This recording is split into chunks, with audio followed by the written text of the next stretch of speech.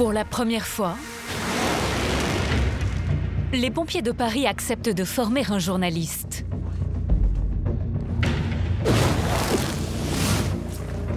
Manuel, notre reporter, va apprendre à affronter les flammes pour filmer au plus près leurs interventions.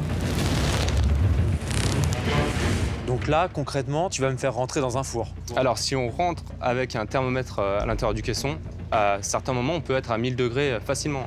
Si tu te mets à paniquer, que tu arraches le masque, dès la première respiration, tu vas tomber inconscient et tu vas te brûler gravement le visage.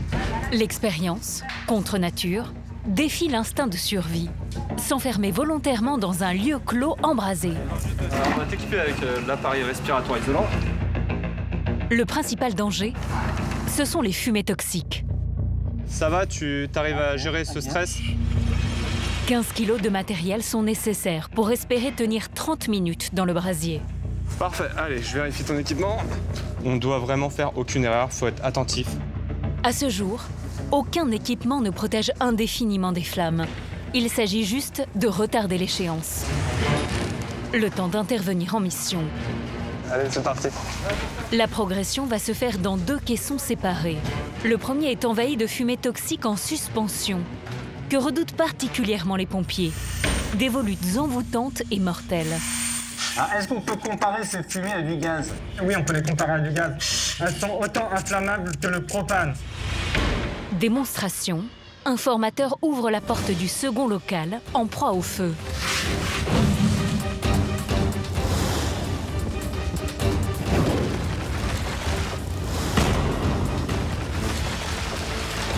Les flammes envahissent tout l'espace en une fraction de seconde.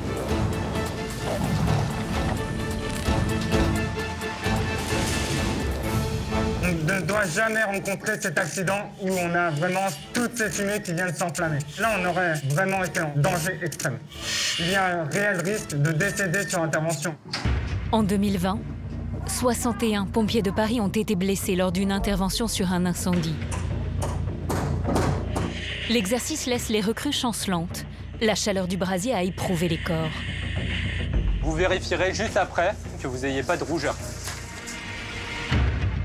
Ces situations n'ont rien d'exceptionnel.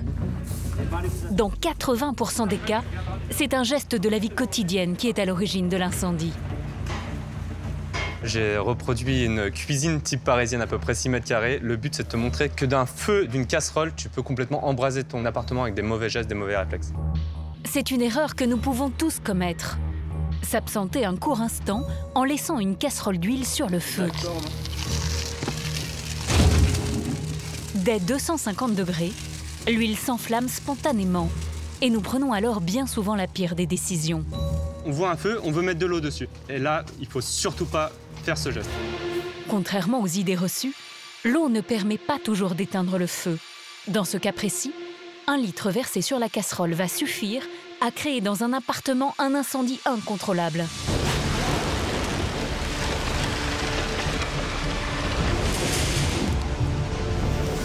Avec la chaleur, l'eau se transforme en vapeur et projette en un instant l'huile enflammée dans toute la pièce.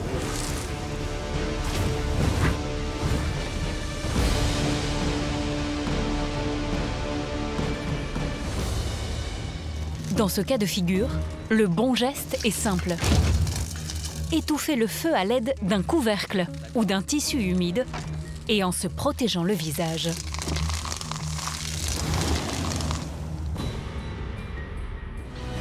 Allez, on se dépêche, c'est juste à côté. Il s'agirait d'un feu de garage, on s'habille très vite. Ils n'exercent pas un métier, mais une vocation. Ce sont les pompiers de Paris. Choque-le, choque-le, choque-le. L'élite des services de secours.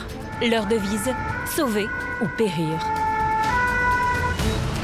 8500 soldats, médecins, infirmiers formés à intervenir quoi qu'il en coûte et qui ont fait le serment de risquer tous les jours leur vie pour sauver la nôtre.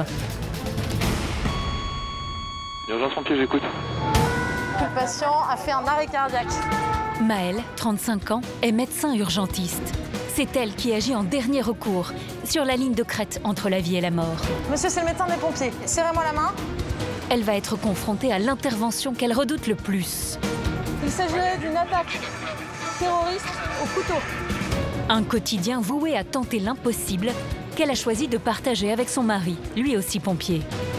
Au niveau du planning, il y en a toujours un qui est de garde, l'autre qui est de garde. On passe pas énormément de temps ensemble. Avec moi les gars, on se dépêche. Faire mentir le destin, défier les flammes, c'est l'obsession de Philippe, spécialiste des incendies. Urgent, urgent, urgent, parlez. Il dirige ses interventions avec 2 priorités, secourir les victimes et ramener ses hommes en vie. Allez, on se dépêche.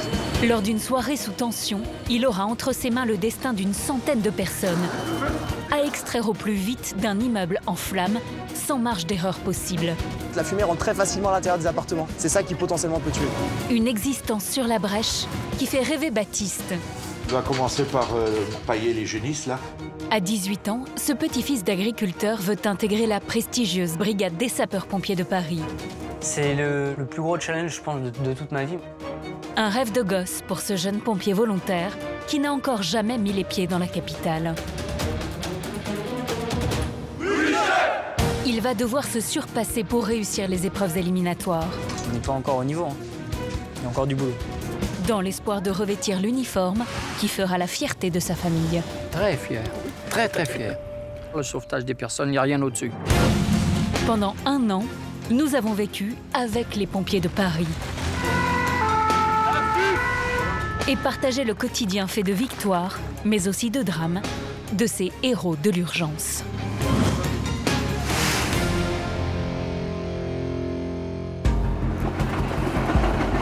Dans le nord-est de la capitale, se situe l'un des plus importants QG des pompiers de Paris. La caserne de Ménilmontant. 12 véhicules et 150 soldats du feu qui réalisent 15 000 interventions chaque année. Ensemble, à vous. Aujourd'hui, Philippe, lieutenant, est l'officier de garde. Sergent-chef Gabreau. Plus d'une centaine de feux à son actif et 14 ans d'expérience. Il est un des piliers de la caserne. Caporal-chef Irigoyen. Chaque lundi matin, la compagnie rend hommage aux pompiers de Paris morts en opération. Le jour de gloire est arrivé aux armes citoyens. La journée, elle va être rythmée. On va faire du sport, des manœuvres, on va s'entraîner. Et puis surtout, des interventions pendant ces 48 heures. C'est lors des incendies que certains pompiers ont payé de leur vie leur engagement. Allez les gars là. Allez.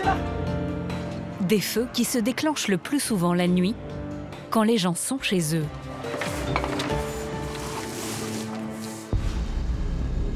Ce soir, Philippe est de garde.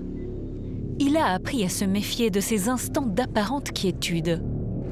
À 1h du matin, des appels paniqués affluent au centre de secours. Tout le monde crie dans la rue, il y a le feu. Sortez de la maison. Il y a énormément de fumée noire. Le problème, c'est qu'il y a des gens dans l'immeuble et ils sont encore dedans, quoi. Allez, on se dépêche, c'est juste à côté. Un immeuble de 12 étages se consume, avec ses habitants à l'intérieur. Personne ne peut encore imaginer l'ampleur de l'incendie. Saint-Fargeau, juste à l'angle, à droite. C'est à 300 mètres. Il s'agirait d'un petit garage, on s'habille très vite. Ces feux dans des bâtiments d'habitation à étages élevés sont la hantise des pompiers.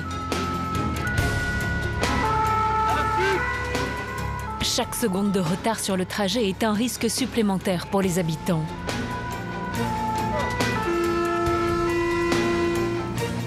Philippe est le commandant des opérations. C'est là le feu. Et ce qu'il remarque tout de suite, ce sont ces fumées toxiques qui se répandent déjà vers les appartements. Elles ne laissent aucune chance en cas d'inhalation prolongée. Fermez vos fenêtres, restez chez vous. La configuration de l'immeuble donne le vertige. 12 étages, 50 appartements et des lumières allumées, comme autant de vies en suspens. Philippe doit trouver un moyen d'y accéder. Qui est-ce qui est de l'immeuble? Vous êtes de l'immeuble? Il y a combien d'accès? Il y a la porte ici et une porte là. Ouais. Problème supplémentaire, le bâtiment, aussi imposant soit-il, est construit autour d'une unique cage d'escalier, sans autre échappatoire. On a une problématique, escalier descendant qui communique avec le montant. La fumée se propage à vitesse grand V dans le bâtiment. Philippe mène bataille sur plusieurs fronts. D'abord le parking souterrain qui semble être le foyer de l'incendie. Votre matériel, ici, reconnaissance superstructure. Une première équipe est envoyée au sous-sol par l'unique escalier, sans visibilité, au cœur du brasier. Il y a plusieurs urgences en même temps pour être sûr que les gens sont en sécurité, ils ne se font pas intoxiquer par les fumées, mais aussi également trouver rapidement le foyer en bas, parce que plus vite on va trouver le foyer, plus vite on va pouvoir l'éteindre, et donc moins on créera de fumée.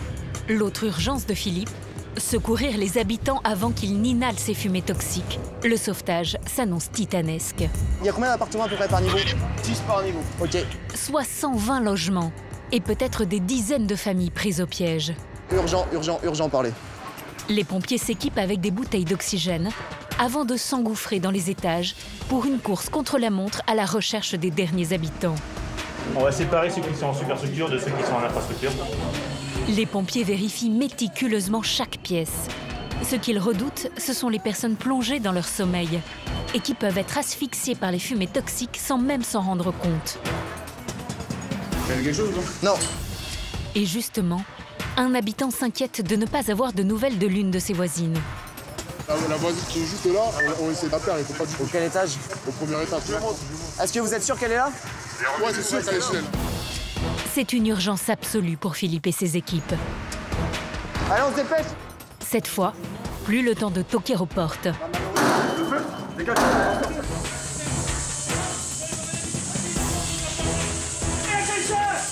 La jeune femme est réveillée in extremis. Dans 80% des cas, les personnes qui décèdent lors d'un incendie sont asphyxiées dans leur sommeil par les fumées. On a réussi à évacuer tout le monde très rapidement, en sécurité. Donc là, il n'y a plus de risque humain. L'immeuble enfin vide, Philippe se focalise maintenant sur la recherche du foyer de l'incendie. J'ai fait des équipes qui ont fait le -2.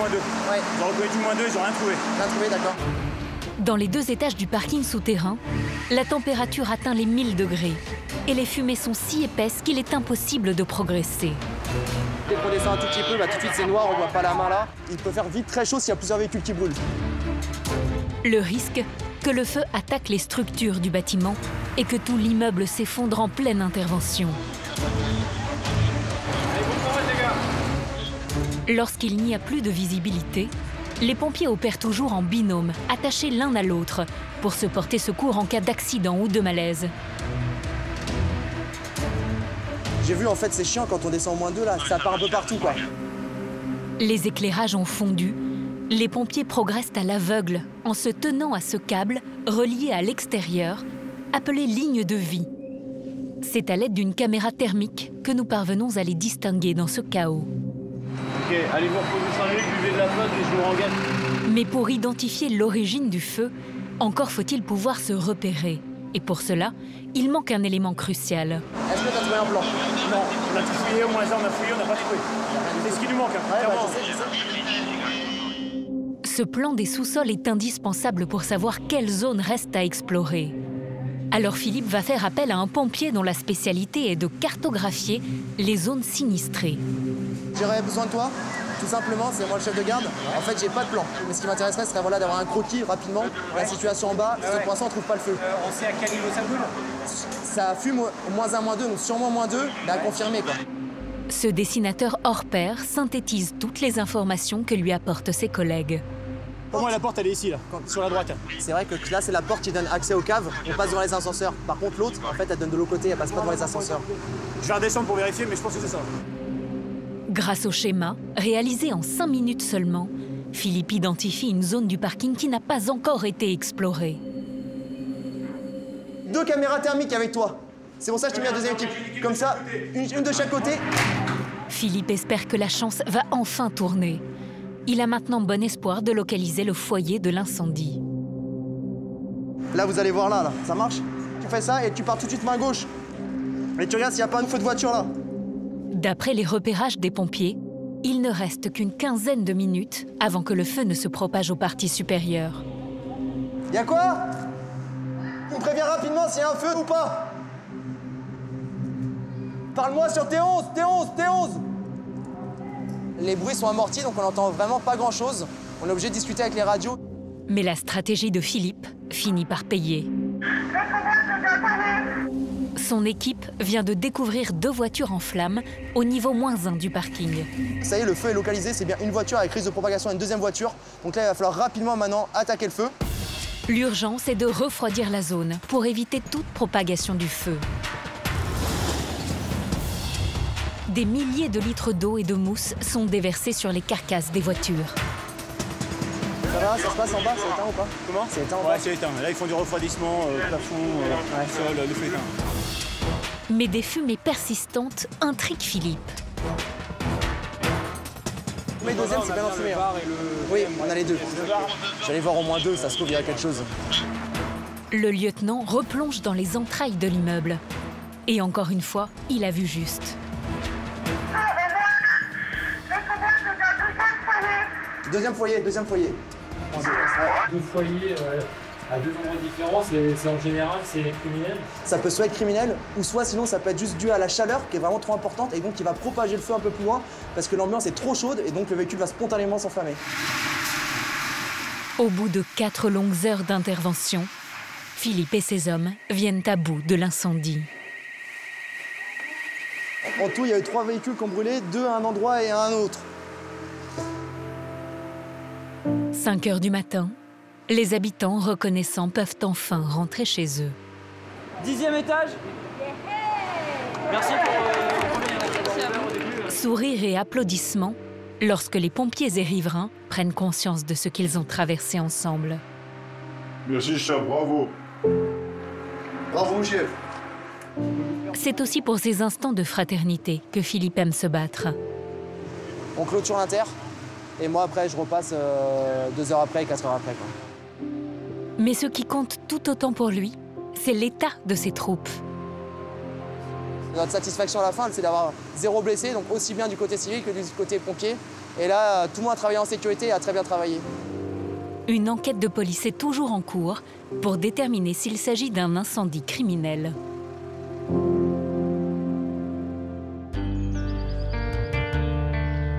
À 250 km de la capitale, dans la Beauce. Tu vas commencer par pailler les génisses, là. Je vais ouvrir la barrière et puis donner un peu de farine aux génisses, aux petites. Voilà. Ok, Tous les week-ends, Baptiste, 18 ans, se lève aux aurores pour rejoindre Joël, son grand-père. On est dans la ferme de famille, là où j'ai grandi, là où je viens aider mon grand-père à la ferme, aux vaches, faire du bois, dans les champs pour passer la charrue, presser les bottes de paille. Depuis sa petite enfance, l'agriculture est la passion de Baptiste. Son avenir semblait tout tracé, reprendre la ferme de Joël. Ben, repousse un peu le foin s'il est en train de filmer. Tu repousses le foin? Après, tu peux écarter la paille. Dans cette partie-là, oui, mais après, les petites là-bas, faut pas repousser parce que je vais mettre de la farine. Mais à l'adolescence, Baptiste a une révélation. Il devient pompier volontaire dans son village dès ses 16 ans. Et aujourd'hui, il n'a plus qu'une idée en tête. J'ai toujours voulu être agriculteur, mais j'ai un rêve qui me trotte dans la tête depuis quand même pas mal d'années. Et du coup, dans quelques jours, je vais tenter l'aventure chez les pompiers de Paris. Secourir des gens, prendre les échelles. Ce sentiment en fait, d'avoir sauvé, d'avoir accompli une mission en fait, exceptionnelle, on va dire. Joël, qui se retrouve avec son exploitation sur les bras, s'est pourtant vite fait une raison. Je m'interdisais de l'obliger à faire ce qu'il n'avait pas envie de faire. Voilà. J'espère qu'il va trouver son cadre dans le métier qu'il a choisi et puis s'enthousiasmer. Voilà. Mais peut-être qu'il reviendra. Hein. Il a le temps. Hein. Il a encore 15 ans, 20 ans pour réfléchir. Parce qu'on est jeunes agriculteurs jusqu'à 40 ans. Donc voilà. Le départ de Baptiste pour Paris est vécu par sa famille comme une fête. On a acheté des merguez, des brochettes. Tout le monde le soutient, à commencer par son autre grand-père, Jean-Claude, ancien pompier volontaire dans une petite caserne des environs. Très fier, très très fier. Très très fier, oui, ça. C'est plus qu'un métier, c'est un engagement personnel très très important. Le sauvetage des personnes, il n'y a rien au-dessus, à mon sens. Hein. Bon, voilà. La vocation de Baptiste doit beaucoup à ce grand-père, qui lui a toujours fait partager ses interventions, consignées dans ce cahier. On a eu un début de feu au château à Valençay, tiens, grosse intervention. Ah oui. D'écouter toutes ces histoires, On pourrait rester là, je pense, des heures tous les deux à discuter de tout ça. Est-ce qu'il y aura un petit conseil à lui donner? Essayez d'être calme, plus possible. Bien se concentrer sur ce que l'on fait. Déjà au départ, pas trop s'affoler. Mais ça vient au fur et à mesure des années. Hein, parce que étant jeune, on pulse, c'est normal. Baptiste aura bien besoin des conseils avisés de son grand-père. Merci. Réaliser son rêve n'est pas sans risque. Pour les pompiers, les premières années sont celles où se produisent le plus d'accidents. Est-ce que vous la connaissez, la devise des pompiers? Sauver ou périr. Et quand on parle de votre fils? Plutôt sauver que périr, mais bon... Ouais. On s'est pas posé la question, mais on a peut-être pas envie de se la poser, quoi. Dans quelques heures, Baptiste abandonne le cocon familial pour découvrir Paris, où il n'a encore jamais mis les pieds. Ouais, celle-là, ça claque. La capitale, il ne la connaît que sur papier glacé ou à travers ce qu'en disent les médias. Il y a le métier de pompier, mais il y a aussi en fait tout ce qui est le prestige d'intervenir dans Paris et avec tous ces monuments en fait et ces belles rues, ces beaux quartiers et pas que évidemment la misère sociale aussi est omniprésente à Paris. Le jeune homme prend avec lui le strict minimum. C'est l'uniforme et la rigueur militaire qui l'attendent. Trousse de toilette, une petite tenue civile. Ce rendez-vous, Baptiste l'attend depuis 2 ans. Pour lui, l'échec est inenvisageable. C'est le plus gros challenge, je pense, de toute ma vie, même si ça vient tout juste de commencer. Je pense que c'est mon premier métier, c'est pompier de Paris, quoi. Pour réussir ce défi, il doit d'abord suivre une formation de 4 mois. Et surtout, réussir les épreuves éliminatoires.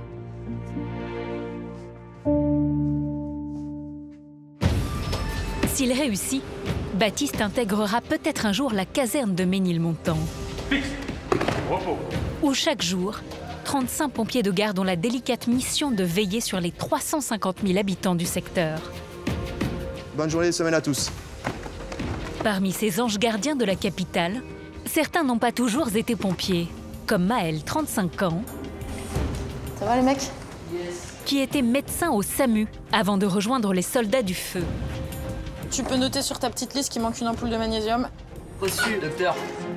C'est l'une des 3 seules femmes médecins de la caserne, avec sous sa responsabilité un véritable hôpital roulant. C'est comme une chambre de réanimation. On a de quoi traiter un patient grave, que ce soit pour un problème cardiaque, que ce soit pour un problème de traumatologie. Un sac de pédiatrie si on fait des enfants. Le sac de feu, notre préféré. Maël sort 8 fois par jour avec son équipe en moyenne, souvent en dernier recours. La plupart du temps, quand il y a l'équipe de réanimation qui part, c'est que le patient est très grave. Il y a des jours où on se dit, si on n'y était pas allé, il y a une personne qui serait morte. Et c'est ces moments qu'il nous faut continuer. Et ça, effectivement, c'est très satisfaisant, on se sent très utile et on rentre, on est très content. Maël n'aura que quelques secondes pour répondre à nos questions. Ici, les moments de calme sont rares. Ouais, ok, bah écoute, on est parti. L'équipe de réanimation doit prêter main forte à des collègues. Coordination médicale de l'R62, Ménilmontant parti. Un homme présente des symptômes inquiétants. Là, on part sur une douleur thoracique d'un homme de 58 ans. On va voir quand on arrive sur place ce qu'il décrit comme symptômes, comment est son électrocardiogramme. Ça peut être quelque chose de tout à fait bénin, comme ça peut être quelque chose de gravissime et de potentiellement mortel pour lui. Une douleur dans la poitrine accompagnée d'une gêne respiratoire. Des symptômes souvent annonciateurs d'un infarctus du myocarde. Ce type de situation représente 75% des interventions de la jeune femme. Il y a des interventions qu'on fait très souvent, auxquelles on s'habitue plus facilement et qui nous inquiètent moins, entre guillemets. Après, je pense que le jour où on perd complètement la petite adrénaline du départ, faut changer de métier. Dans la plupart des cas, il s'agit d'une fausse alerte. Mais Maëlle reste prudente. Chaque année, plus de 50 000 Français meurent d'un accident cardiaque. Ils vont vous faire un examen pour le cœur. L'homme, la cinquantaine, semble déboussolé de voir autant de monde chez lui. Et ses préoccupations du moment n'ont aucun lien avec sa santé. Le prix? Mais non, mais vous inquiétez pas, on n'a pas besoin d'argent, d'accord? Pour affiner le diagnostic, Maëlle réalise immédiatement un électrocardiogramme. Et le résultat est sans appel. Bah là, on voit tout de suite que le patient il est en train de faire un infarctus. Ça devrait ressembler à ça. Et là, ça ressemble à ça. Et le fait que ça ressemble à cette montagne nous montre tout de suite que le patient est en train de faire un infarctus. L'une des artères qui irrigue le cœur de l'homme est en train de se boucher. Il peut faire un arrêt cardiaque d'une minute à l'autre. Mais il ne semble pas prendre conscience de la gravité de son état. On doit vous emmener à l'hôpital tout de suite. Non. Si. Légalement, les pompiers ne peuvent pas forcer un patient à les suivre. Ce qui m'embête beaucoup, c'est qu'il refuse catégoriquement d'aller à l'hôpital. Donc là, moi, j'ai un seul but, c'est le convaincre au moins de descendre dans mon camion et ensuite, on va pouvoir discuter. Au bout de 10 longues minutes, l'homme accepte enfin de quitter son domicile. Maëlle prévient l'hôpital de son arrivée imminente. C'est un infarctus qui est massif, qu'il va falloir prendre en charge très rapidement. Avant de partir, Maëlle veut injecter un médicament qui minimise les risques d'arrêt cardiaque. Mais l'homme est de plus en plus nerveux. C'est une perfusion, ça, non? Oui, c'est une perfusion. Non, paniquez pas, paniquez pas. C'est quand même assez sérieux ce qui se passe, donc il faut se laisser faire, d'accord? Il devient confus, incohérent. Essayez de vous détendre. Essayez de vous détendre. On laisse faire mon collègue, vous me regardez, regardez-moi. Regardez-moi. Oui, mais vous allez prendre du sang. Non, mais non, on prend pas de sang. La victime semble persuadée que les médecins veulent lui faire du mal. Maëlle et son équipe sont dans l'impasse. On est obligé de lui passer des médicaments très rapidement pour fluidifier son sang, pour refaciliter la circulation dans le vaisseau qui est bouché et qui empêche le sang d'arriver à son cœur. Pour l'instant, il refuse catégoriquement toutes les perfusions, donc on est en train de négocier, parce que le but, c'est de le faire dans le plus calme possible.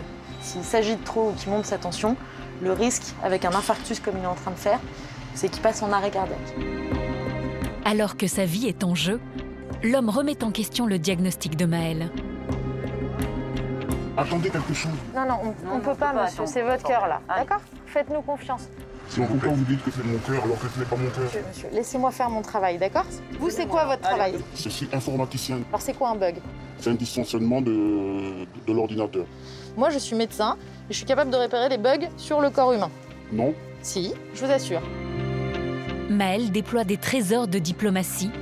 Mais plus le temps passe, plus le risque d'infarctus augmente. Mais il faut qu'on se casse, quoi, parce que tu as vu, je ne peux passer aucun médicament.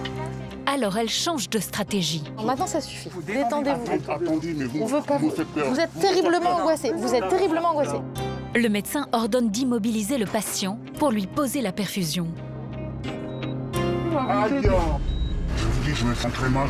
Mais les minutes perdues vont se payer au prix fort. Il a fait un arrêt cardiaque. Non, vas-y, allonge.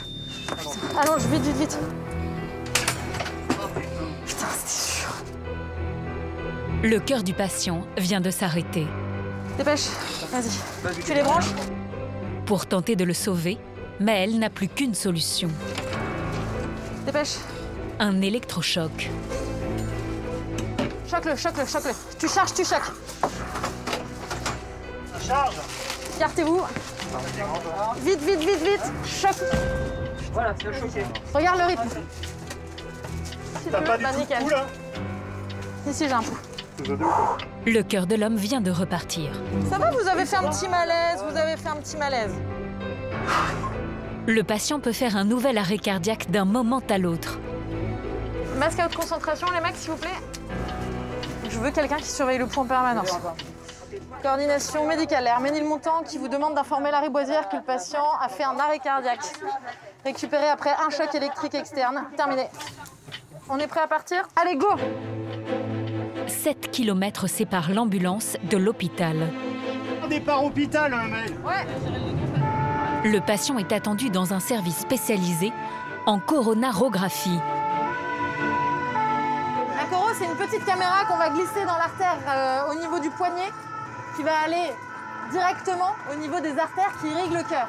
Le problème, c'est que là, c'est ces artères qui irriguent le cœur qui sont bouchées. Et cette petite caméra va nous permettre de voir où est-ce que c'est bouché et de mettre un petit ballon et un ressort qui va les écarter pour que la circulation repasse et que le cœur refonctionne. Plus on va vite, plus le corps remarche après. L'équipe médicale engage une course contre la montre pour sauver la vie du patient.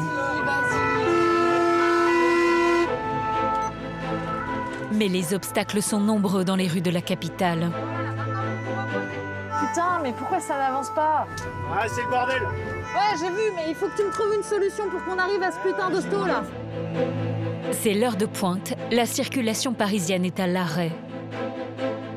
Vas-y, chope les flics pour ouvrir la route. C'est toujours tout droit. Merci. On vient de réquisitionner une équipe de police qui passait par là, qui nous ouvre la route. Le patient, il est gravissime. Il y a plus de... On fait attention, on respecte les feux rouges et on fait les pavés. Il y a, à 3 minutes près, on le sauve ou on ne le sauve pas. Donc on bombarde. Avec l'aide des policiers, l'ambulance parvient à s'extirper des bouchons. Ça va? C'est bon, c'est allumé? Ouais, c'est allumé. On est bientôt arrivé, hein? Courage. Pouh. Putain, le trajet le plus long de la Terre, quoi. Pour l'instant, le cœur de l'homme tient bon. On court à la coro. Allez, courage, on y est presque. Jusqu'au dernier moment, Maël ne lâche pas son patient et tente de le rassurer. Plus il est calme, plus les risques d'un nouvel arrêt cardiaque diminuent. Ah, c'est fini, maintenant on a les choses bien en main, vous inquiétez pas. L'homme est immédiatement transféré dans un bloc opératoire. Grâce à une caméra miniature, les cardiologues localisent le caillot de sang qui bouche une artère du cœur. Ils l'aspirent et placent un stent, un petit ressort qui permet à la circulation sanguine de reprendre normalement. Le patient est sauvé. C'est pas tout le temps, c'est pas toutes les inters, mais quand ça fonctionne comme ça, que c'est rapide et qu'il y a l'alignement des planètes qui fait que le patient était mort et qu'il est plus mort, ouais, on est content. Mais Maël n'a pas le temps de savourer cette victoire contre la mort. Coordination médicale de la R61 Ménilmontant-Party. Avec son équipe, elle doit se rendre en urgence dans l'est de Paris pour secourir une jeune femme dans un état critique.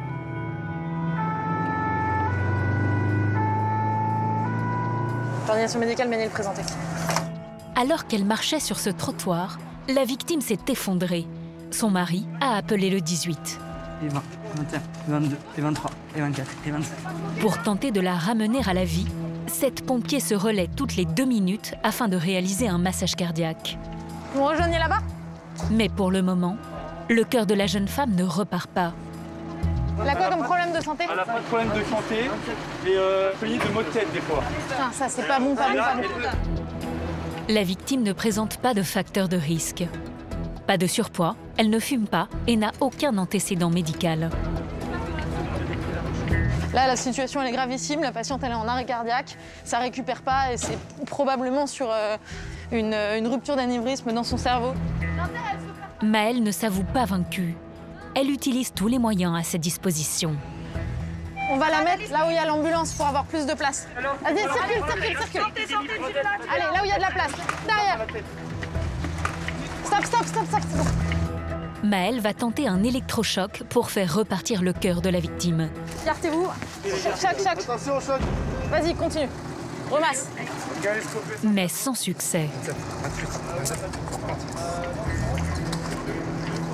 La sonde. Pendant que ses collègues poursuivent le massage, Maël essaye d'augmenter le flux d'oxygène qui pénètre dans l'organisme de la victime. T'as le TCO2, Alex? Ouais. On regarde s'il y a un pouls. Mais j'ai rien du tout. Maël veut absolument arriver à identifier l'origine de l'arrêt cardiaque pour apporter la meilleure prise en charge possible. Il s'est passé moins de 10 minutes entre le moment où vous arrivez et le moment où vous massez. Bien sûr. Un ambulancier privé est passé dans la rue au moment du malaise de la jeune femme. Donc là, je vois la dame qui est là, ici, derrière, d'accord, oui, là au sol, où avec son mari. D'accord. Je lui parle dans l'oreille, madame, si vous m'entendez, tenez-moi fort la main. Elle vous serre la main ou non, pas, elle là? ne serre pas la main. Ses yeux, ils sont ouverts comme les vôtres. D'accord. Mais par contre, elle est hagard. L'homme a alors immédiatement réalisé les bons gestes. J'essaye de lui dire, voilà, si vous m'entendez, tenez-moi les mains. Et la dame, elle répond pas. Et ensuite, j'entame un massage cardiaque. Et je vois qu'à un moment, elle fait comme ça, elle bouge un peu. Quand je prends son pouls, je le sens pas. Je prends ici, je le sens pas non plus. J'espère que la dame va s'en sortir. C'est jeune pour partir. Grâce à ce massage cardiaque réalisé juste après l'attaque, Maëlle a encore un espoir de sauver la jeune femme. Alors elle décide de jouer sa dernière carte. Je vais te la faire très courte. J'ai une femme qui est en arrêt voie publique sur une fibrillation réfractaire. Vu qu'elle a 35 ans et aucun antécédent, j'aimerais un plateau d'ECMO. Elle demande en urgence un chirurgien cardiaque pour l'opération de la dernière chance. Installer une machine qui prend le relais du cœur le temps de trouver l'origine de l'arrêt. Ok, ça y est, ça marche, c'est parti. Les spécialistes de l'hôpital de la Pitié-Salpêtrière bouleversent leur planning. On brancarde, pitié! Pour accueillir la jeune patiente.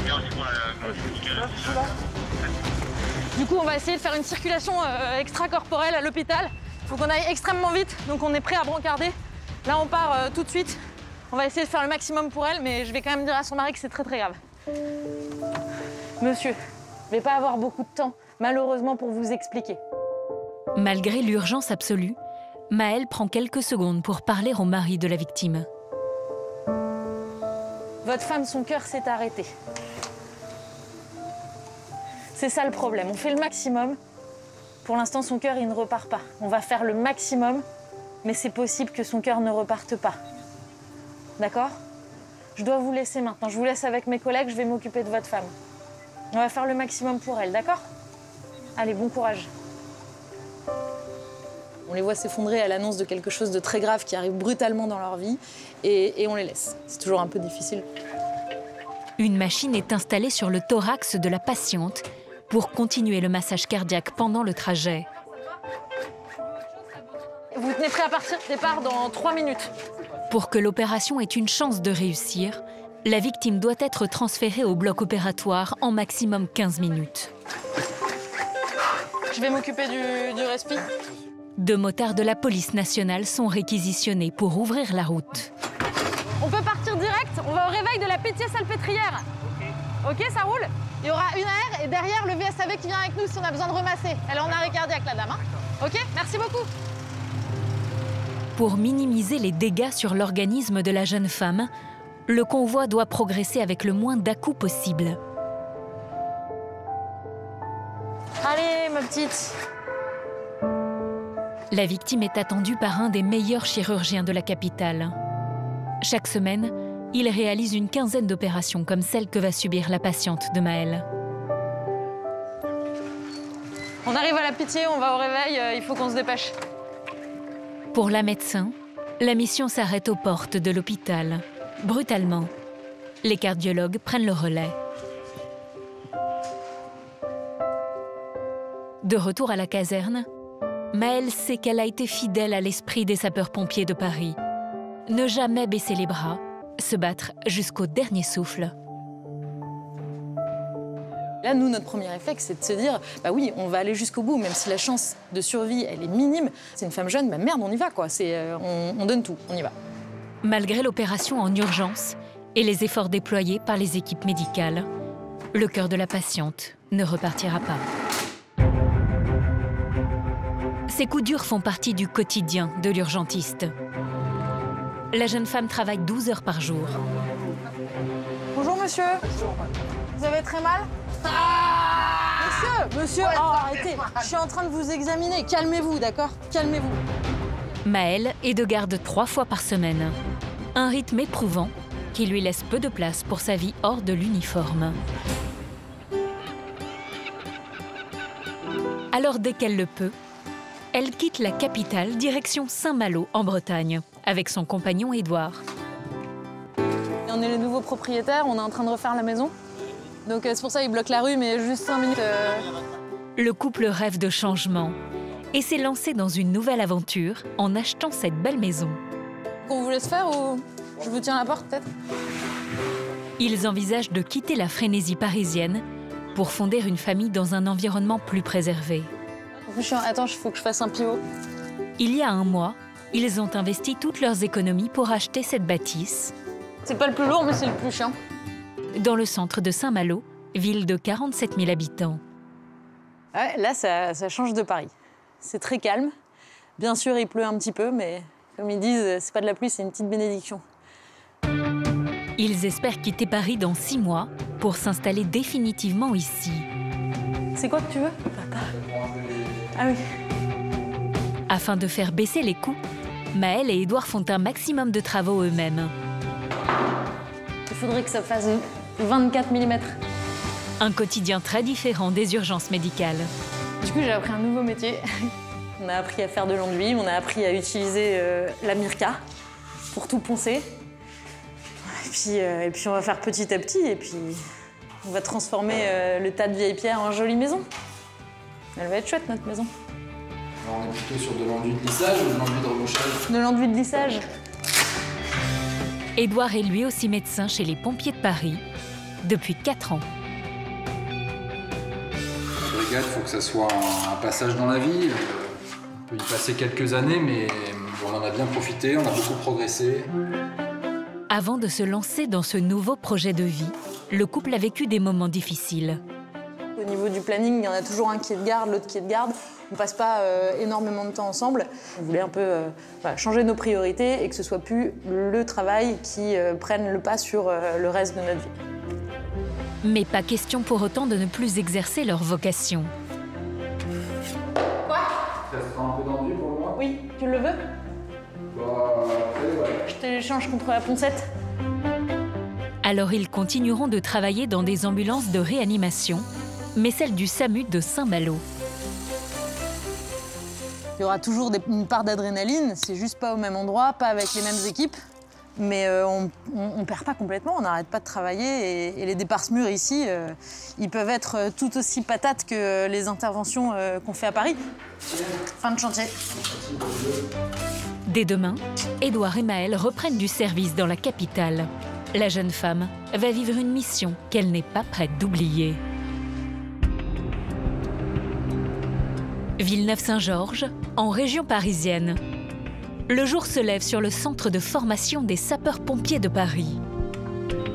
Bonjour messieurs, c'est l'heure. Allez, on se lève, on va se raser. T'actives tes collègues? Reçu. Allez les gars, on se réveille. Baptiste et 70 autres candidats ont débuté leur apprentissage depuis maintenant 2 mois. Ah, c'est le réveil qui est surtout dur parce que comme tous les matins, c'est 5h30 qu'on se réveille, puis après c'est reparti pour le lit au carré, pour le rasage. C'est ça qui est un peu compliqué, que les journées qu'on fait, il y a la fatigue qui s'accumule. Les pompiers de Paris sont les seuls avec ceux de Marseille à être des militaires. Le planning est millimétré. Après la toilette, les aspirants pompiers doivent réaliser chaque matin les corvées collectives. Ils n'ont pas d'intervenants extérieurs, en fait on fait notre cuisine, on fait notre ménage, on fait tout. Oui, on fait des interventions, mais la plupart du temps, on fera tout. Même pour ces simples tâches ménagères, Baptiste essaie d'être irréprochable. Il tient à mettre toutes les chances de son côté jusqu'aux épreuves éliminatoires dans 2 mois. Quoi? Ah ouais, rater, c'est inimaginable. Moi, je me vois pas tout recommencer, tout reprendre, tout repartir à zéro. C'est pas... C'est assez dur comme ça. Je pense une fois, c'est dur, donc le refaire 2 fois, on va pas le rater. Baptiste et ses camarades suivent une formation de 4 mois très technique. Aujourd'hui, c'est une grande première. Ils vont découvrir les dangers du feu lors d'une intervention. Les gars, chaque binôme, mettez-vous les uns à côté des autres parce que là...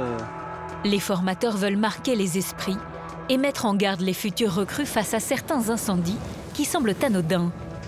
Première étape, visualiser l'énergie dégagée avec seulement 2 palettes en feu.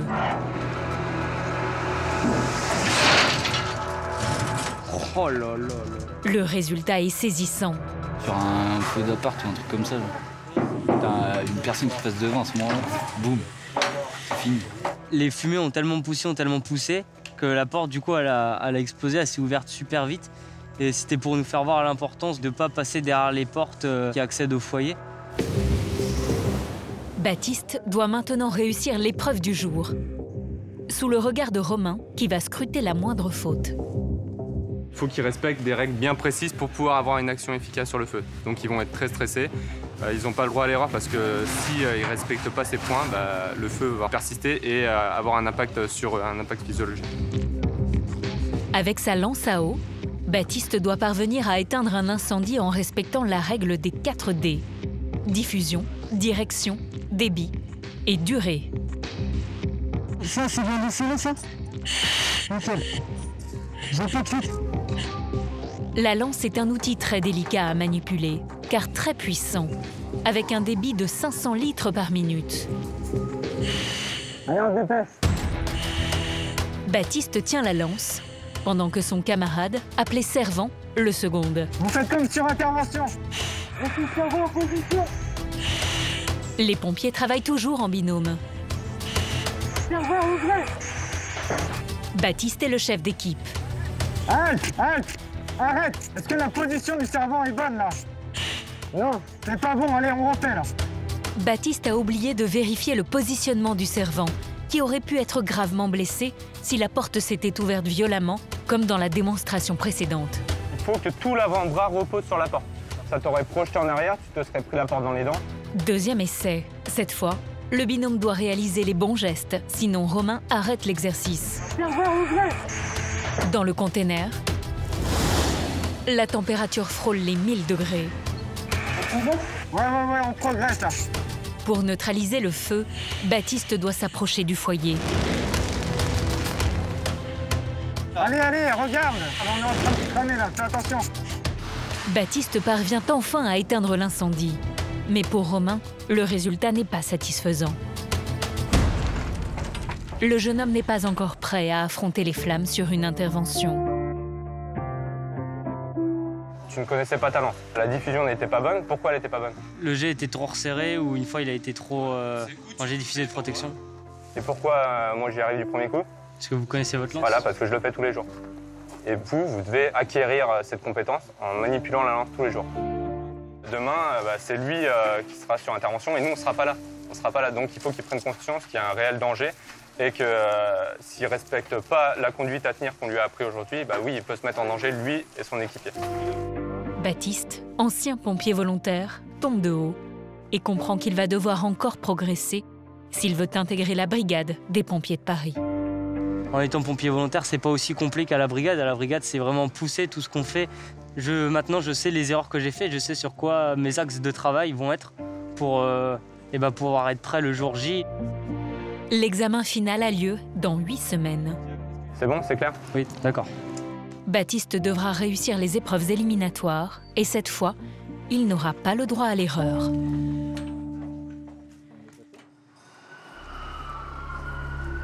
« 8h30, au QG des pompiers de Paris. » Les pompiers écoutent. Ah oui, bonjour, j'ai une porte de feu, c'est un entrepôt. Là, ça prend vraiment grave. Ça prend vraiment? Là, vraiment, ça... Ah oui, là, c'est vraiment grave, là. Ok. Une alerte prioritaire retentit au centre d'appel pour un incendie de grande ampleur. Allez, sortez. Le principal, c'est que tout le monde se mette en sécurité, d'accord? Ça, c'est le plus important. On est sur la route, monsieur, vous inquiétez pas.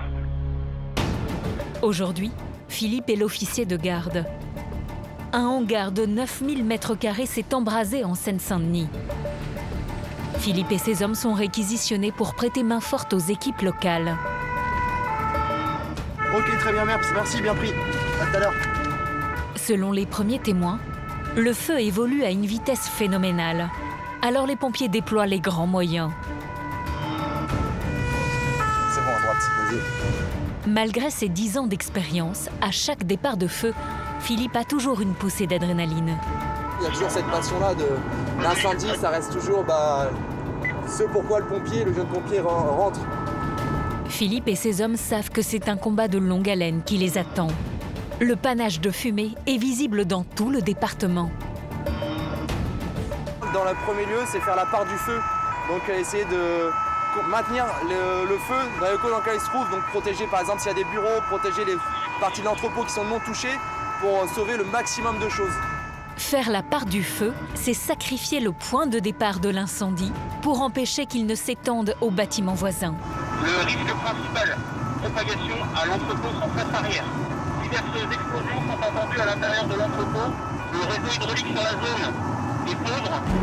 Un réseau hydraulique pauvre, c'est-à-dire que les pompiers risquent de devoir s'approvisionner en eau à plusieurs kilomètres. Une information d'autant plus inquiétante que l'entrepôt s'est transformé en un gigantesque brasier de 9000 m². Le textile stocké est une matière qui facilite la propagation des flammes. Le bâtiment commence à s'effondrer. La chaleur qui rayonne frôle les 900 degrés. On nettoie là. 7 casernes et 150 pompiers sont mobilisés. Philippe et les autres gradés doivent au plus vite se répartir les tâches.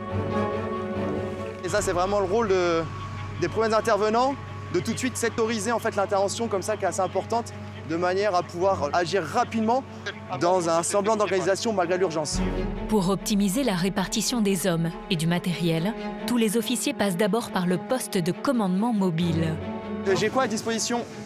On a ce qu'il faut qui arrive. Je veux bien une pompe alors, alimentée. Dès que je peux, je te renvoie une pompe supplémentaire. D'accord. Voilà. Philippe doit gérer la face arrière du bâtiment, la zone la plus sensible. Elle menace les autres entrepôts. Ce que je veux, c'est que tu tapes dedans. Ça, au final, c'est pas grave, on complétera, enfin, pour l'instant. Le lieutenant répartit les 20 pompiers dont il dispose de manière stratégique.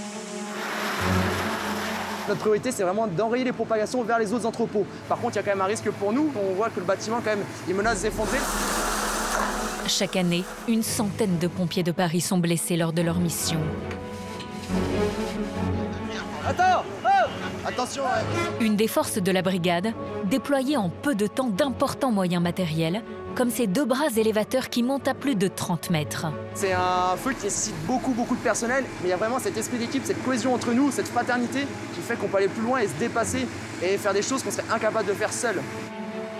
La stratégie de Philippe fonctionne. Pour le moment, le feu ne se propage pas aux autres bâtiments.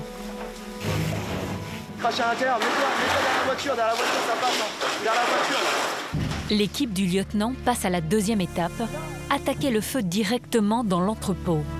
À cause de la chaleur, l'eau se transforme en vapeur bouillante qui peut grièvement brûler les pompiers. C'est forcément des moyens lourds, donc 3 lances font 500 litres par minute et la lance grande puissance fait 2 ou 3 000 litres par minute. Donc pour ça, on est obligé de prendre plein de canalisations différentes, jusqu'à plusieurs kilomètres parfois. C'est un problème fréquent sur les incendies de grande ampleur. La quantité d'eau disponible aux abords du sinistre est insuffisante. Viens nous aider. Philippe et ses hommes doivent déployer leurs tuyaux sur 3 km, jusque dans une zone pavillonnaire. On va en mettre 2 autres. Ça marche? J'attends la pompe alimentée qui va arriver. L'intervention a débuté il y a maintenant 4 heures. L'acharnement des soldats du feu permet de contenir l'incendie, mais il n'est toujours pas éteint. Et entre la chaleur étouffante et les fumées toxiques, les équipes en première ligne commencent à accuser le coup. Les personnels, ils sont encore frais ou pas là? Ils ont pris le truc. Ils vont récupérer. Voilà. Est-ce qu'ils ont mangé un petit peu?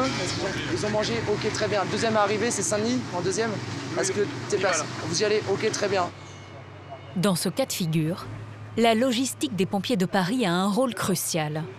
Permettre à certains pompiers de reprendre des forces pendant que d'autres continuent de lutter contre l'incendie. Le feu a bien diminué l'intensité. On va passer les lances qui sont actuellement en eau, on va les passer en option mousse. On va vraiment étouffer pour éviter que ça continue à fumer comme on peut le voir.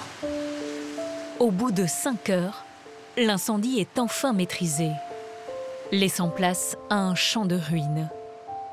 Pas 1 mètre carré de hangar n'a été épargné par les flammes. Les locataires des lieux sont sous le choc. Il y avait plein de matériel, des gens qui entreposaient sur place. Du jouet, du tissu, de l'électroménager, de tout. Cet homme possède une entreprise de transport. Il loue l'espace à l'arrière du bâtiment pour parquer ses minivans. Là, j'attends que pouvoir rentrer avec le camion pour récupérer les véhicules. On attend. Il y en a combien? Oh, il y en avait à peu près une trentaine. Le chef d'entreprise a encore un espoir que ces véhicules aient été épargnés par les flammes. Tout ça, c'est à moi. Ouais. Tout ce qui est à droite, c'est à moi. Et malheureusement, tout ce qui est derrière, ça a volé. L'homme est abasourdi. Ce sont 600 000 € de matériel qui viennent de partir en fumée.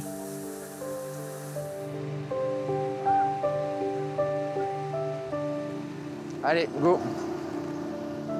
Mais aucun blessé n'est à déplorer, ni chez les riverains, ni chez les pompiers.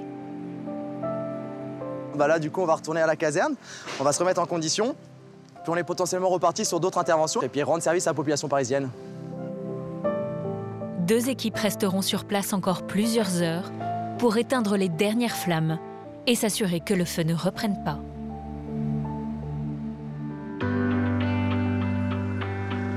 7 h du matin. Comme 3 fois par semaine, Maëlle commence une garde de 24 heures à la caserne de Ménilmontant. Ensemble, vous! À peine le temps d'arriver pour la jeune médecin urgentiste qu'une alerte très préoccupante Vous avez composé le numéro d'urgence des sapeurs-pompiers. Parvient au centre d'appel. Pompier, j'écoute. Oui, bonjour. Voilà, j'ai eu un petit souci en sortant de mon parking. J'ai l'impression que mon voisin était... je sais pas où il était, mais en tout cas, je lui ai roulé dessus. La personne a du sang donc, qui sort de la bouche et qui commence à perdre de plus en plus conscience. J'ai de plus en plus de mal à communiquer avec lui. Aussitôt, l'alarme retentit dans la caserne de Maëlle. Ok, ça marche, merci. La situation est grave et nécessite un médecin en urgence.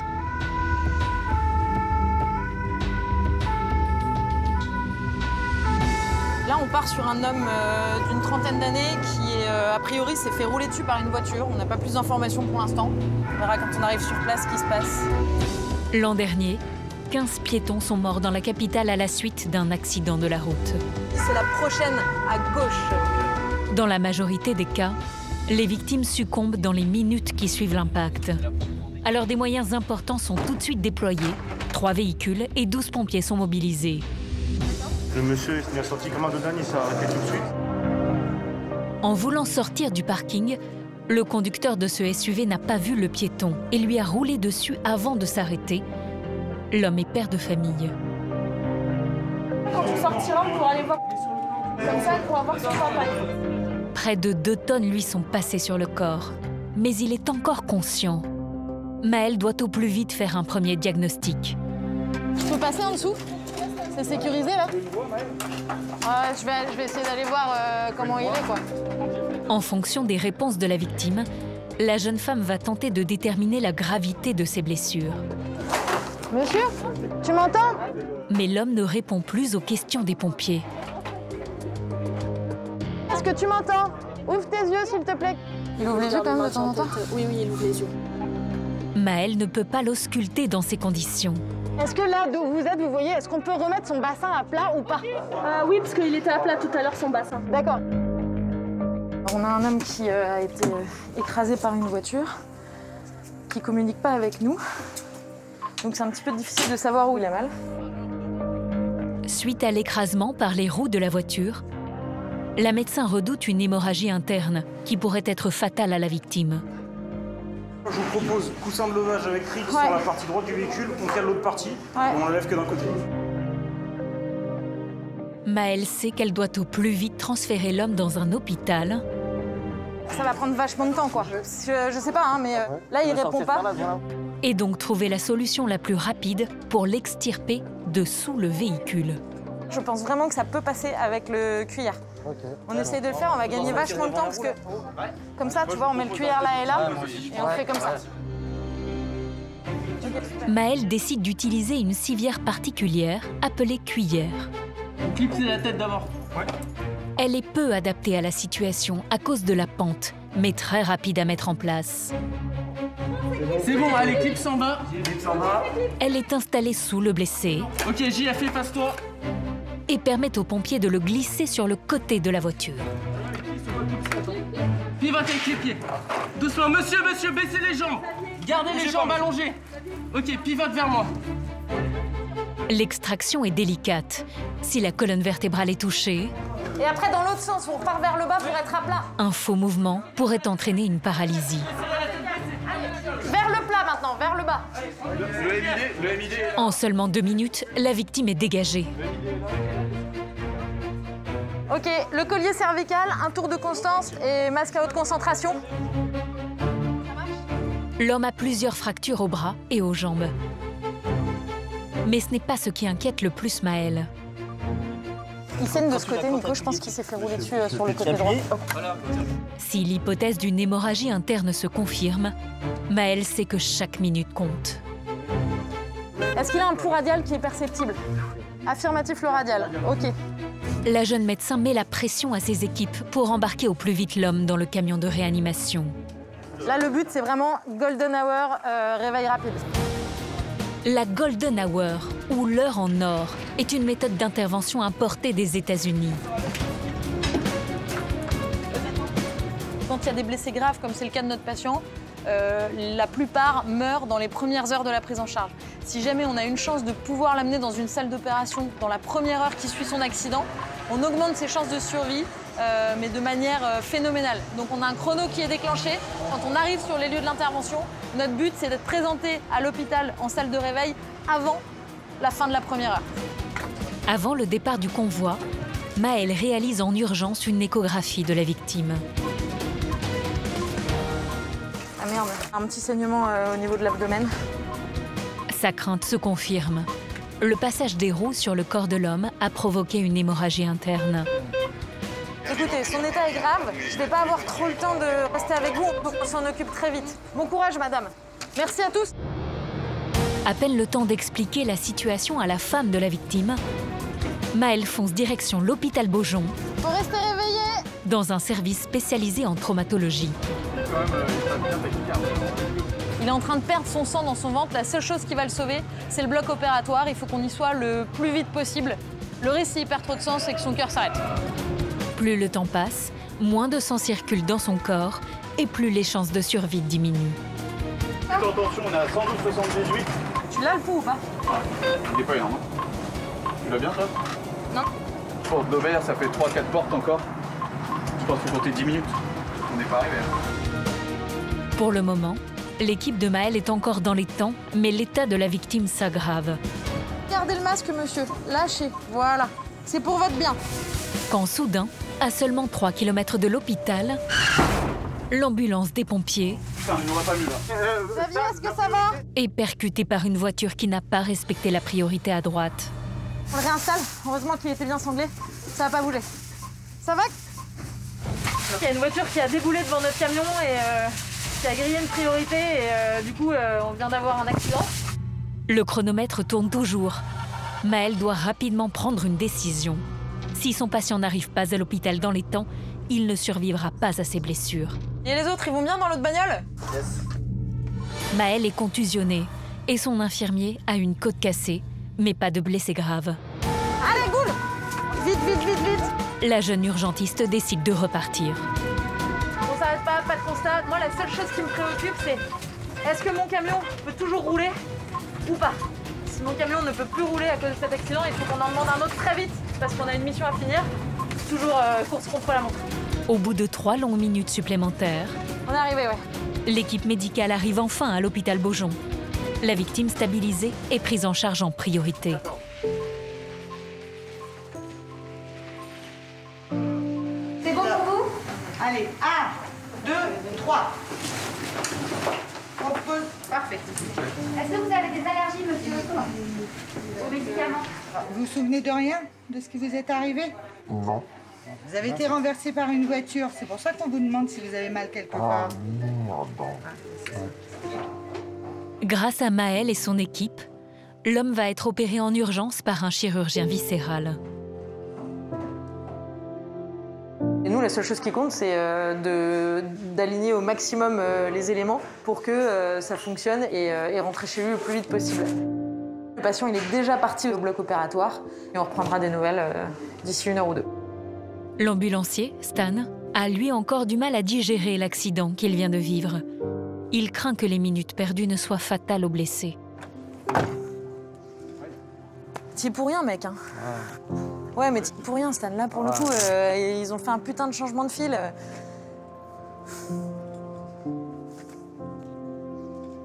On va l'emmener au réveil des ambulances de réanimation à Vaulusseau. Grâce à tous les maillons de la chaîne médicale, l'opération est un succès. Mais ces 3 fractures aux jambes vaudront au père de famille plusieurs mois de rééducation. Au fort de Villeneuve-Saint-Georges, c'est le jour de vérité pour les apprentis pompiers, l'examen final. Sur les 140 candidats, une trentaine a déjà été éliminée pendant les 4 mois de formation. Pour Baptiste, c'est aujourd'hui que se joue son rêve. C'est un rendez-vous, c'est le jour J. On n'a pas le droit à l'erreur. Est-ce que c'est compris?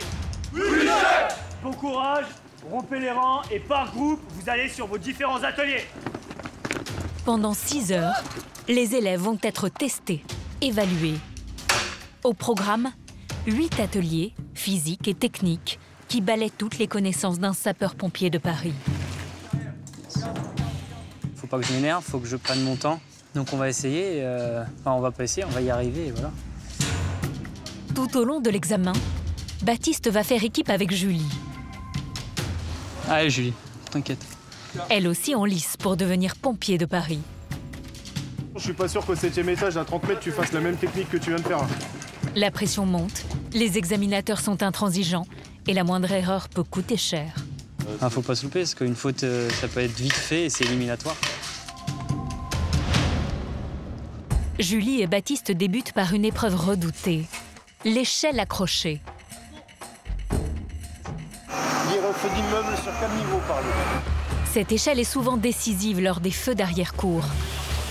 Comme ce jour-là, lors d'un important incendie dans un immeuble en Seine-Saint-Denis. Reculez, reculez, reculez, reculez. Les flammes sont si violentes que les pompiers sont repoussés hors de l'immeuble. Dans la cour intérieure, impossible d'acheminer le camion avec la grande échelle.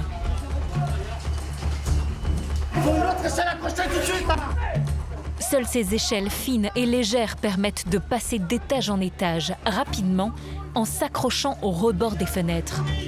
On arrive. On arrive, monsieur, ne bougez pas. On ne bouge pas. On ne bouge pas. Ce père de famille et son enfant sont sauvés in extremis des flammes. Vas-y, descends-le, descends-le, descends-le. Pour Baptiste et Julie, les débuts sont laborieux. Allez, Julie, allez. Mais les deux jeunes se ressaisissent. Balcon! Chaque épreuve est notée. Échelle. Secours à victime. Et 28, et 29, et 30. Cordage. Allez, tu me fais un nœud français. Reçu. Pour le moment, le binôme réalise un parcours presque sans faute. Tant que vous perdez maintenant, c'est des chances de survie en moins pour elle. Soulever une victime de 80 kg en point mort, c'est un des sauvetages les plus durs chez les pompiers. Faut que ça passe. Tout est dans la tête. Là, il s'en sort pas trop mal. Il s'en sort pas trop mal. Baptiste a déjà passé 9 épreuves sur les 10 que compte l'examen final. Dans 1 heure, on est pompier de Paris. Je réalise pas. Là, on touche du doigt et on s'y rapproche de plus en plus. Et on se rend compte que c'est le meilleur métier du monde, quoi. Mais l'apprenti pompier est un peu trop confiant. Allez, c'est le dernier, les gars. La dernière épreuve est la plus difficile. Vous allez partir en reconnaissance d'attaque. Reçu. Dans des caves, Julie et Baptiste doivent effectuer des reconnaissances à l'aveugle pour repérer le foyer d'un incendie et d'éventuelles victimes. Allez en place, messieurs. Pour l'exercice, pas besoin de fumer, des sacs poubelles placés dans les masques occultent totalement leur champ de vision. On s'engage, là, c'est bon? Allez-y, ouais. Comme sur une vraie intervention, les deux recrues avancent accroupis pour éviter la chaleur. Complètement aveuglés, ils progressent sans lâcher la ligne guide qui les relie à l'extérieur. C'est bien, t'as des obstacles. J'ai pas entendu, t'as dit quoi? Reste derrière moi. Reçu. En une poignée de minutes, les deux jeunes arrivent au bout de l'allée. Nous avons trouvé le foyer. Ligne guide amarrée. Pour l'instant, ils sont très bien. Voilà, impeccable. Bonne communication. A priori, ils ont trouvé le foyer. Donc l'idée, c'est d'amarrer la ligne guide de manière à ce que les binômes suivants puissent suivre la ligne guide. En conditions réelles, la température dans la cave avoisinerait les 800 degrés. Allez, il fait de plus en plus chaud là, ça devient de plus en plus insupportable, il va falloir vite ressortir. Alors que l'examen touche à sa fin, Baptiste commet une erreur au moment de rebrousser chemin. Attends. T'es emmêlé? Ouais, je suis emmêlé parce que là, j'ai une autre boucle. Oui, c'est la boucle. À 2 mètres du foyer, les deux pompiers toujours aveuglés sont bloqués par la ligne guide. Les bouteilles d'oxygène s'épuisent. La situation devient critique. Là, ça chauffe de plus en plus. Tu vas cramer, mon petit lapin. Je te tiens, là, c'est bon, décroche pas. Vous êtes deux et vous trouvez la meilleure solution adéquate pour sortir tous les deux vivants de la cave. Pour sauver sa peau et celle de sa collègue, Baptiste va enfreindre la règle de base des pompiers. Je décroche mon mousqueton sur la ligne guide. Le jeune homme se détache délibérément de la ligne guide qui le relie à l'extérieur. J'éteins ça? Ouais, attends. En situation réelle, sans repère, le pompier pourrait s'égarer dans les fumées toxiques. Une grave erreur. C'est bon? Ouais, c'est bon. C'est bon. Allez. Allez, perdez pas de temps maintenant, vous avez perdu assez de temps. Reçu. Baptiste sait qu'il a commis une faute. Mais il ne peut pas imaginer être éliminé si près du but. J'ai rien fait d'éliminatoire, je pense. On a réussi à sortir, on a réussi à trouver la solution avec Julie, donc... Et après, je vais pas avoir tous les points. Donc, il y a encore du boulot. L'heure du verdict tant attendu sonne enfin pour Baptiste et les autres apprentis pompiers. Si je n'appelle pas votre nom, c'est que vous n'êtes pas reçu. À tout juste 18 ans, Baptiste va-t-il concrétiser son rêve? Grandi. Faisons, chef. 18,2. Evra. Présent, chef. 16,8. Gonzalez. Présent, chef. 16,1. Chouette. Présent, chef. 17,1. Agès. Présent, chef. 18,2. Les noms défilent, mais toujours pas celui de Baptiste. Marié. Est-ce que j'ai appelé tout le monde? Non, chef. Qui est-ce que j'ai pas appelé? Marié, chef. T'as fait une bonne reconnaissance? Non, chef. Ok. Bon, t'es reçu quand même 17,1. Reçu, chef. En citant Baptiste en dernier, le chef a voulu marquer le coup. Son erreur sur l'épreuve finale aurait pu lui coûter la vie en intervention. En tout cas, félicitations.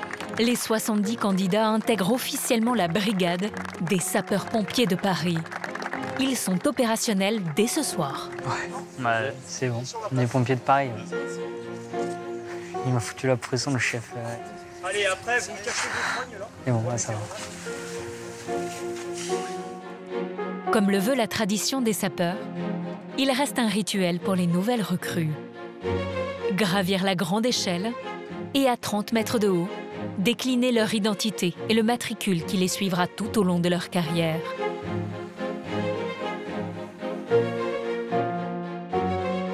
Sapeur marié, 3 mois et 20 jours de service, 104 412. Dès ce soir, Baptiste part en caserne.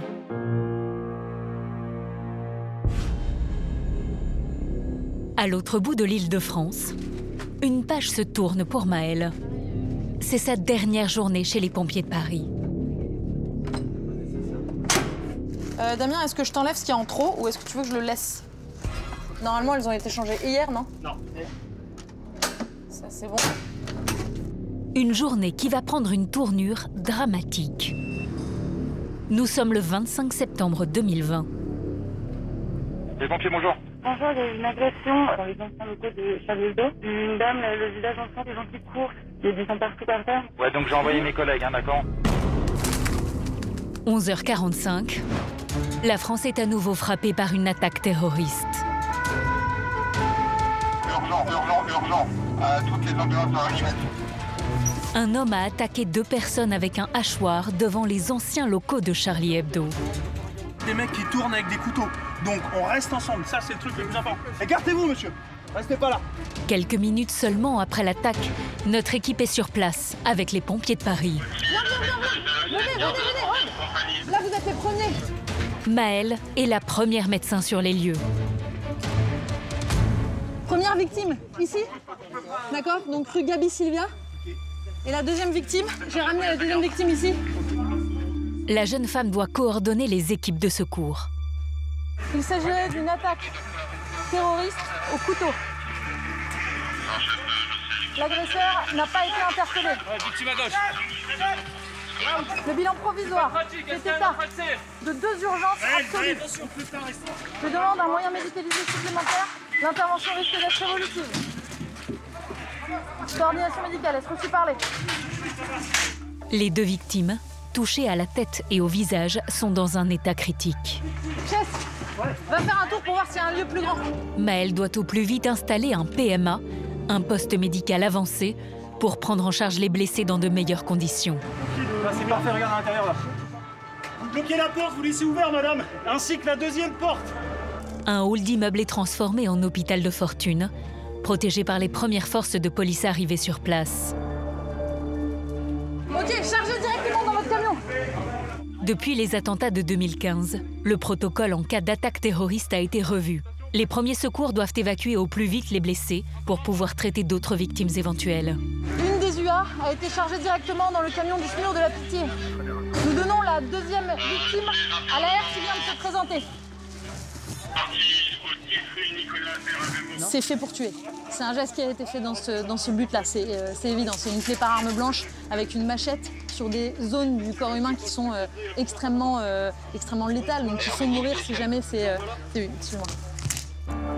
Moins de 15 minutes après l'attaque, le quartier est verrouillé par les forces de l'ordre. Les habitants et les nombreux journalistes sont tenus à l'écart de la scène de crime. Pour le moment, le terroriste n'a pas encore été arrêté.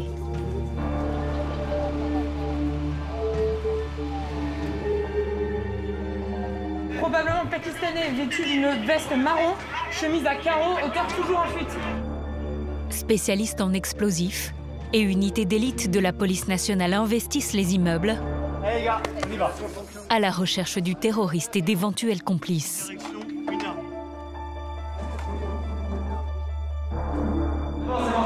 C'est bon, allez, descendez. Les habitants et les employés restés confinés sont évacués peu à peu. Tout le monde redoute d'autres attaques, comme en 2015. On a trouvé personne d'autre. On est bien d'accord, Non, on a fait faire le tour. je vais retourner faire le tour, mais pour l'instant, il n'y a personne d'autre. Ok, d'accord. Pour Maël, la priorité est maintenant de s'assurer qu'il n'y a pas d'autres blessés à secourir. Vous avez d'autres victimes ou pas? Non, personne. Ok, le PMA, vous montez l'escalier, il est un peu plus loin sur la gauche. Vous vous mettez à disposition. Au total, plus de 100 pompiers et 300 policiers sont mobilisés. Le terroriste islamiste sera interpellé quelques instants plus tard. Là, on a un stress supplémentaire parce que ça rappelle des souvenirs à tout le monde, parce qu'on est sur les lieux, dans les locaux de Charlie Hebdo. C'est des situations qui, par définition, sont évolutives. Donc à tout moment, on peut passer de 1 victime à 10 victimes, à 30 victimes, et ça peut prendre une ampleur phénoménale. Et ça nous rappelle tous 2015. Aucune autre victime ne sera à déplorer. Évacués en à peine 5 minutes par les équipes médicales, les 2 blessés en urgence absolue ont pu être opérés à temps. Leurs jours ne sont plus en danger. 2 semaines plus tard, Maël a fait le grand saut avec Édouard. Ils ont abandonné la frénésie parisienne et se sont définitivement installés à Saint-Malo. Ça y est, on a franchi le pas. On est officiellement Malouin. Voilà, donc c'est notre nouvelle maison. Une vie plus calme, proche de la mer. Ouais, et puis avec le projet de faire du bateau après, donc... Après 4 ans de bons et loyaux services, le couple de médecins urgentistes quitte la prestigieuse famille des pompiers de Paris. Ouais, les camions rouges, les pompiers de Paris, les grosses inters, c'est derrière nous. C'est sûr, la vie ici est de base plus calme, mais c'est aussi que on n'a plus d'astreinte téléphonique, on n'a plus de stress de l'inter qui doit arriver. Moi, il y a des inters dont je me souviendrai longtemps, comme partout, hein, comme dans tous les endroits où j'ai bossé. Mais effectivement, il y a des inters qui marquent. Grâce à leur expérience dans les services de secours parisiens, Maël et Édouard ont pu trouver une place à l'hôpital de Saint-Malo. Mais la jeune femme s'est promis de remonter un jour dans les camions des pompiers de Paris. Dans la capitale, à la caserne de Ménilmontant, aujourd'hui, un jeune pompier vit, lui, un grand jour. C'est la première garde de Baptiste. Tout juste recruté dans la brigade, il doit encore trouver ses marques. En fait, c'est une sonnerie c'est un rassemblement inopiné. Tu viens dans la tenue dans laquelle tu te trouves. Et voilà, comme ça, c'est impeccable. Ça marche très bien reçu, merci Caporal. Baptiste découvre un nouvel univers et ses codes. Garde à vous. Ce rassemblement inopiné est en fait un moment important dans la vie de la caserne. Plusieurs pompiers sont félicités pour leur bravoure. Chef de recours, sergent Emer et première classe Melinette, sortez des rangs. Lors d'une intervention périlleuse. Général Jean-Marie Gontier, commandant la brigade, accorde un témoignage de satisfaction au sergent-chef de recours Ludovic. Confronté à une situation complexe lors d'une intervention pour feu d'appartement dans un immeuble de grande hauteur. Pendant plusieurs mois, Baptiste va vivre avec ces hommes et ces femmes qui sont pour lui des modèles. Il est impatient de montrer à ses pairs que lui aussi est à la hauteur. On a envie de monter et d'entendre le deux tons. Les gyros, les gens qui s'écartent et nous qui passent au milieu. C'est l'intervention qu'on attend tous, je pense. Mais avant de montrer ce dont il est capable, comme toute nouvelle recrue, il y a un passage obligé, les corvées.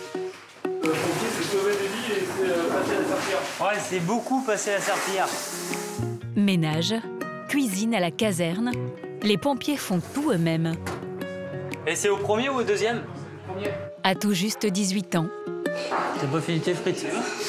il veut absolument réussir son arrivée dans sa nouvelle famille. Il faut réussir à s'intégrer, il faut faire ses preuves à la plonge, à la cuise, faire ce qu'on nous dit de faire, le correctement. Et après, il n'y a pas de raison que les autres ne viennent pas vers nous. Et pour que cette intégration soit complète, parce que toi tu fais ça et après tu fais ça. Baptiste doit maintenant réussir un test auquel n'échappe aucun soldat du feu. Montez. L'épreuve de la planche. Elle est quotidienne pour tous les pompiers de Paris. En cas d'échec, impossible de partir en intervention. Ouais, c'est le début, c'est la première planche. Ouais, c'est symbolique. Si le jeune homme réussit l'exercice, il pourra embarquer dans les camions dès cet après-midi. Observé par toute la garde, c'est mon image qui est en jeu, donc voilà. Les 35 pompiers de garde ce jour-là découvrent le visage du nouveau venu. Sapeur marié, 18 ans. Montez.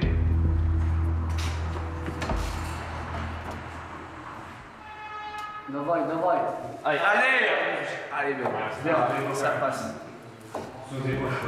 Baptiste vient de gagner sa place en intervention. Dans moins d'une heure, pour la première fois de sa carrière, il sera officiellement mobilisable en cas d'alerte. La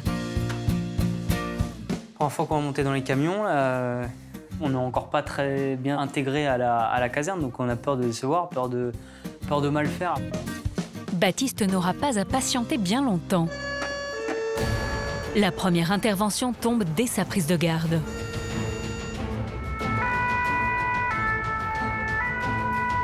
À toute première intervention, je vais m'en souvenir, je pense, un peu toute ma vie, la première à la brigade. Donc j'en ai rêvé et bah là, j'y suis. Et pour ses premiers pas, le jeune homme va avoir un rôle déterminant. Vous entendez personne quand vous toquez à la porte? Non. Ce livreur distribue des repas aux personnes âgées. C'est lui qui a appelé le 18. Monsieur, c'est les pompiers!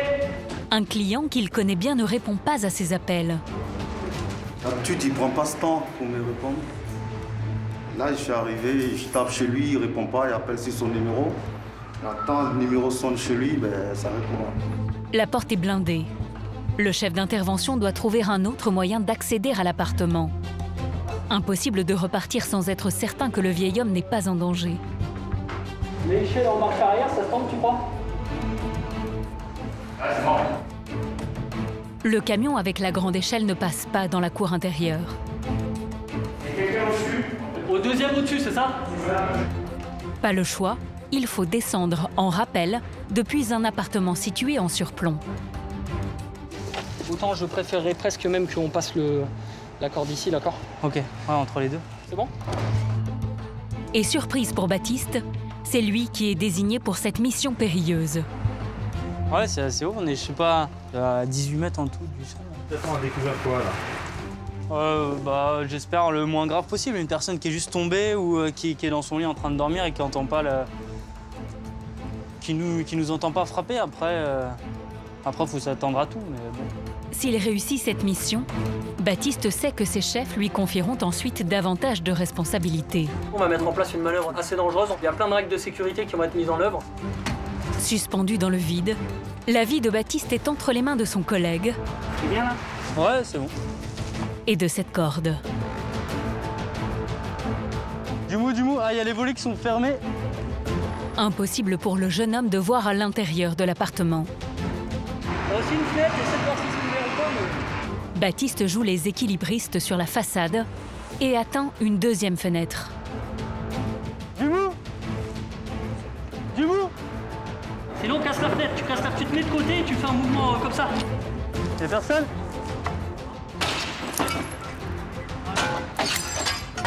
C'est les pompiers, qu'est-ce qui se passe? Du mou! Je pénètre à l'intérieur de l'appartement. Vous avez froid? Je vais vous couvrir, monsieur. Baptiste et ses collègues découvrent le vieil homme allongé sur le sol. Monsieur, bonjour. C'est les pompiers. Vous m'entendez? Serrez-moi un peu les mains, là. L'homme de 80 ans est à bout de force. Il aurait fait une chute il y a plusieurs jours, sans parvenir à se relever. Ça fait combien de temps que vous êtes au sol, monsieur? Vous êtes au sol depuis combien de temps? Pour cette première intervention, Baptiste découvre l'envers du décor de la capitale. La détresse humaine et la solitude de certaines personnes âgées. On peut aussi se dire qu'un jour, ça peut être aussi nos grands-parents qui sont confrontés à un tel problème comme ça. C'est touchant. De retour à la caserne, nouvelle alerte pour Baptiste. Et il va vivre un moment qu'il attend depuis des années. On part sur un feu de véhicules, donc on sait pas... Je sais pas, j'ai pas eu d'informations complémentaires. Son premier feu chez les pompiers de Paris. Et même s'il ne s'agit que d'un scooter incendié, la nouvelle recrue est enthousiaste. Ah, ça va être le premier feu! Ses collègues lui confient la lance à incendie. Un moment fort dans sa toute jeune carrière. Baptiste applique les gestes qu'il a appris et répétés des dizaines de fois au centre de formation.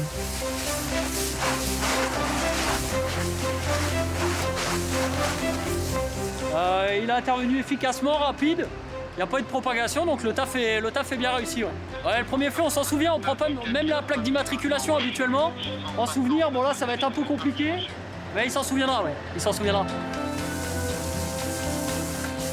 C'est pas un feu d'appart, mais pour un premier feu, c'est pas mal. Ah, c'est un putain de métier, quoi. Baptiste a réussi sa première journée avec les pompiers de Paris. Prochain objectif, dans 3 mois, le concours pour obtenir le grade de caporal.